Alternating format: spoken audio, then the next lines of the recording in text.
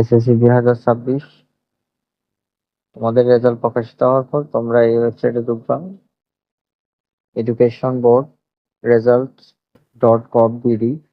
এই ওয়েবসাইটে চার্জ দিবা, চার্জ দেওয়ার পর ঢুকে নেম অফ বোর্ড সিলেক্ট করবা। তোমরা যদি চিটাং বোর্ড হও চিটাং বোর্ড, ঢাকা বোর্ড হলে ঢাকা বোর্ড সিলেক্ট করবা। তারপর হচ্ছে এখানে হচ্ছে এসএসসি দাখিল ইকুইভ্যালেন্ট, এটাতে ক্লিক করবা। তারপর হচ্ছে তোমাদের পাসিং এর 2026 এটা দিবা। তারপর হচ্ছে যেহেতু তোমরা ইন্ডিভিজুয়াল রেজাল্ট দেখতে পাচ্ছ, ইন্ডিভিজুয়াল রেজাল্ট দিবা, তুমি রোল নাম্বার দিবা। তারপর হচ্ছে রেজিস্ট্রেশন নাম্বার দিবা। রেজিস্ট্রেশন নাম্বার দেওয়ার পরে হচ্ছে এখানে এই যে ক্যাপচা যেটা আসছে এই ক্যাপচাটা দিবা। যেমন এখানে ক্যাপচা হচ্ছে কত 8427। তারপরে ভিউ রেজাল্টে দিবা, ভিউ রেজাল্টে দিলে তারপরে কিন্তু তোমার রেজাল্ট দেখাবে। তাহলে পরবর্তীতে যখন রেজাল্ট পাবলিশ হবে তখন তুমি চাইলে এটার মাধ্যমে তুমি কি করতে পারবা, রেজাল্ট দেখতে পারবা।